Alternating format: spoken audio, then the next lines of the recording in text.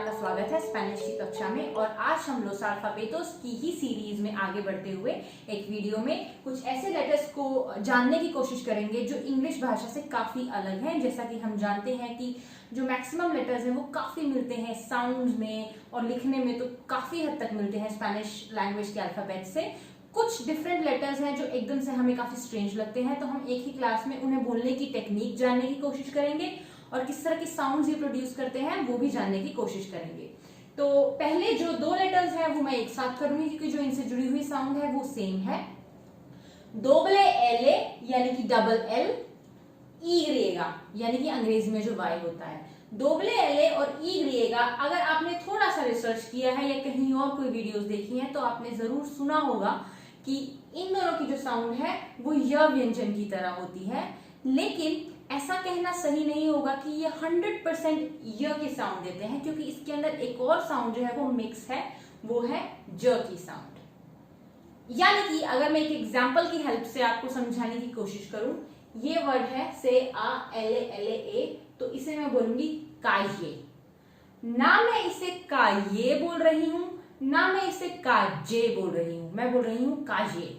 तो मतलब कि ये कुछ हद तक मिक्सचर है दोनों साउंड्स का, और इसको बहुत बार प्रोड्यूस करने में प्रॉब्लम आती है क्योंकि ये साउंड स्पेसिफिकली एग्जिस्ट नहीं करती है हमारी हिंदी लैंग्वेज में। अंग्रेजी में भी कुछ ऐसा एग्जिस्ट नहीं करता है, पर एक बहुत ही सिंपल सा तरीका है जो आप दिमाग में रखें कि सपोज करें जैसे कि ये हमारा माउथ है, ये लिप्स है, ये हमारी जीभ है। तो जब हम य की प्रोनाउंसिएशन निकालते हैं तो आपने नोटिस किया होगा कि य जो है जो ऊपर तालु पे यानी पैलेट पे टच नहीं होती है। मैं बोलती हूँ य, यानी मेरी जीभ जो है वो हवा में है, वो किसी भी तरह ऊपर या नीचे टच नहीं हो रही है।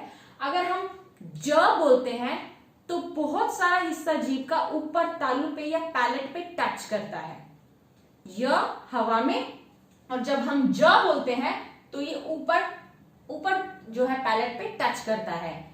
तो जो ये अगर हम इसके मिक्सचर की बात करें तो जो टंग है वो एक्चुअली ऊपर टच तो नहीं होगा, लेकिन आप स्ट्रेस महसूस करेंगे टंग को एक तरह की अर्ज होगी, एक तरह से स्ट्रेस होगा ऊपर की तरफ, इसीलिए ये बोला जाए का ये। शुरू में सुनने में बहुत अजीब लगेगा आपको, लेकिन धीरे धीरे जब आप स्पेशली स्पेनिश ऑडियो सुनेंगे और उनके पीछे सेम टू सेम उसे बोलने की कोशिश करेंगे तो अल्टीमेटली आप इस तरह की जो साउंड है जो मैं काये वाली बोल रही हूँ वो प्रोड्यूस करना सीख जाएंगे। अभी के लिए इंपॉर्टेंट था ये चीज जानना, क्योंकि अगर मैं अभी आपको बोल दूं कि ये सिर्फ य की साउंड प्रोड्यूस करता है यानी कि ये काये है, तो आप कभी खुद को इंप्रूव नहीं कर पाएंगे। बट अगर आप नहीं ये साउंड अभी प्रोड्यूस कर पा रहे तो इट्स ओके, इतनी कोई जल्दी नहीं है।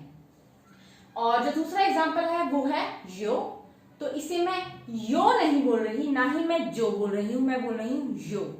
एक इंटरेस्टिंग बात इस साउंड के बारे में ये है कि अलग अलग कंट्रीज में आपको अलग अलग तरीके से ये सुनाई दे सकती है, मतलब अलग अलग तरह की साउंड्स मिल सकती हैं जो मैंने बताई है। इसके अलावा हालांकि जो वर्जन मैंने बताया है वो ग्लोबली एक्सेप्टेड है, आप इसे ही फॉलो करें, लेकिन कुछ कंट्रीज में आपको सुनाई पड़ेंगे लोग बोलते हुए काजे या जो, और कुछ कंट्रीज जैसे अर्जेंटीना में तो आपको काशे ईशो भी बोलते हुए सुनेंगे, मतलब कि श की साउंड भी जो है अर्जेंटीना में इस साउंड को दी जाती है।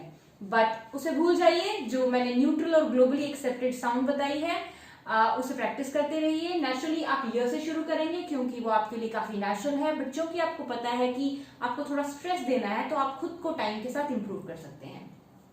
अगली जो साउंड है वो है चे। इसमें कोई कंफ्यूजन वाली बात नहीं है क्योंकि हमें अंग्रेजी भाषा आती है। लेटर सी और एच जो है उनको साथ मिलाएं तो च की साउंड आती है, जैसे कि चॉकलेट। इसका एग्जाम्पल है जो बहुत इंटरेस्टिंग है। मेरा हमेशा ये मानना है कि अगर आप कोई लैंग्वेज सीख रहे हैं तो उसको कल्चर के साथ ज्वाइन करके सीखिए, उसको सीखना और आसान और मीनिंगफुल हो जाता है। तो एग्जाम्पल है चुर्रो। चुर्रो एक बहुत ही फेमस डिश है, यहाँ मैड्रिड में बहुत लोग इसे खाते हैं, ब्रेकफास्ट में भी खाते हैं। और इंटरेस्टिंग चीज ये है कि जो चुर्रोज होते हैं उनको वो हॉट चॉकलेट में डिप करके यानी डुबो कर खाते हैं। तो ये स्पेनिश कल्चर से जुड़ी हुई एक एक्स्ट्रा इंफॉर्मेशन हो सकती है। तो ये होगा चुर्रो। ये जो डबल आर है ये एक बहुत ही स्ट्रॉन्ग आर की साउंड दे रहा है। मैंने लास्ट टाइम भी आपको बताया था कि अंग्रेजी भाषा में जब आर डबल हो जाता है तो वो सॉफ्ट हो जाता है, जैसे कि सॉरी। लेकिन स्पेनिश में जब ये डबल हो जाता है तो ये और स्ट्रॉन्ग हो जाता है, तो इसीलिए ये है चुर्रो। अगला एग्जाम्पल जो है वो डबल आर का ही है, इसे दोबले एरे कहा जाता है, यानी डबल आर। और इसका दूसरा एग्जाम्पल है पेर्रो।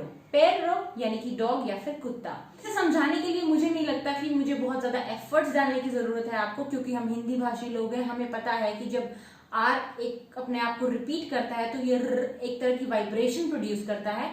तो मुझे लगता है कि आप इस साउंड को बहुत अच्छे से प्रोड्यूस कर पाएंगे। अगला जो लेटर है वो है होता।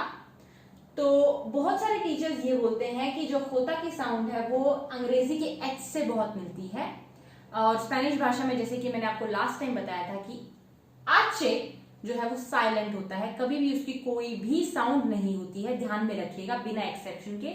तो वो जो एच वाली साउंड है अंग्रेजी के वो होता प्रोड्यूस करता है स्पेनिश में। लेकिन इस केस में भी मैं आपको बोलूंगी कि कंप्लीटली ये मत सोचिए कि वो जो ह वाली साउंड है वो ही जो है ये प्रोड्यूस करता है। स्पेनिश भाषा के बहुत सारे लेटर्स में गले की बहुत ज्यादा पार्टिसिपेशन होती है, मतलब गले से कुछ आवाज निकलती है। अब एग्जांपल की हेल्प से मैं कोशिश करूंगी आपको बताने किस तरह से ये एच यानी ह वाली साउंड जो है वो ना होके कुछ एक्स्ट्रा है, किस तरह गले का पार्टिसिपेशन है। एक तरह से फीलिंग आती है कि आप बहुत सारी एयर एक टाइम पे रिलीज कर रहे हैं अपने थ्रोट से, यानी ये बहुत ही कॉमन नेम है स्पेनिश में, होता AIMA, और इसे मैं बोलूंगी हाई में।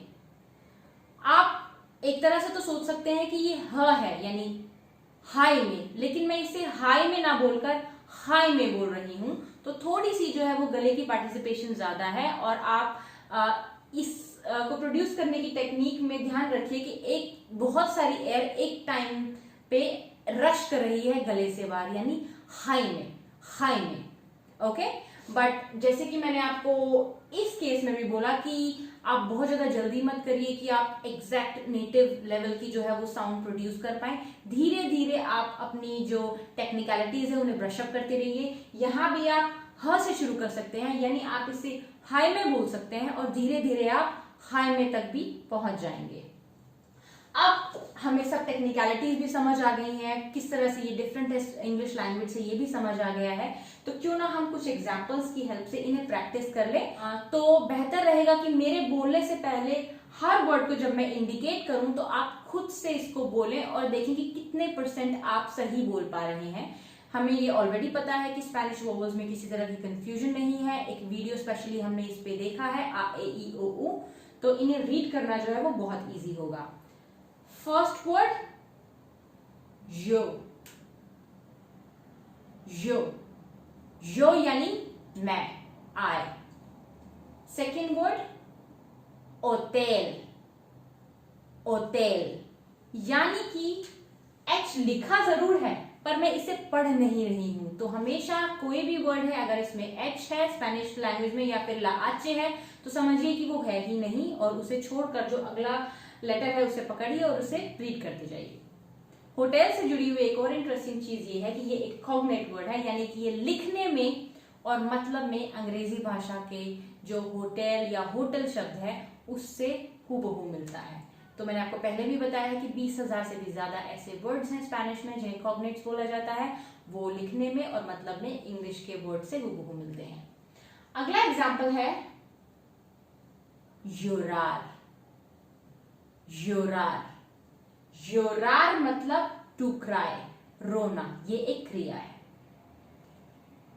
अगला एग्जाम्पल है चीको। चीको, चीको यानी लड़का। अगला एग्जाम्पल कार्रो।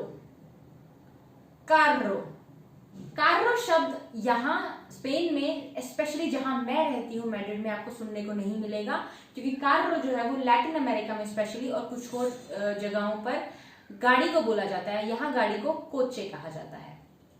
अगला एग्जाम्पल है हुगार। हुगार, हुगार जो है वो एक वर्ब यानी क्रिया है, इसका मतलब होता है खेलना या फिर टू प्ले। तो इन सब एग्जाम्पल्स से आई एम श्योर थोड़ा सा कॉन्फिडेंट फील कर रहे होंगे आप। और मैंने पहले भी 2 बार आपको कहा है कि एकदम से आप जो छोटी छोटी इंट्रिकेसीज हैं प्रोनाउंसिएशन की उनको अडेप्ट नहीं कर पाएंगे, बट ये बेहतर होगा कि आप एटलीस्ट उनको जान लें, ताकि आगे एडवांस लेवल पे जब आप और ऑडियो सुने या नेटिव लेवल की जो कॉन्वर्सेशंस है उनको सुने तो आप उस पर वर्क कर पाए और आप ऑलरेडी मेंटली प्रिपेयर्ड हों उस चीज पे काम करने के लिए। तो मैं ऐसे ही छोटी छोटी वीडियोस जो है वो अपलोड करती रहूंगी। आप स्पेनिश पढ़ते रहिए, कोई भी कंफ्यूजन है उसे आप कमेंट बॉक्स में जरूर लिखिए। प्लीज सब्सक्राइब जरूर कीजिए, शेयर कीजिए, लाइक कीजिए और धन्यवाद मेरी वीडियो देखने के लिए।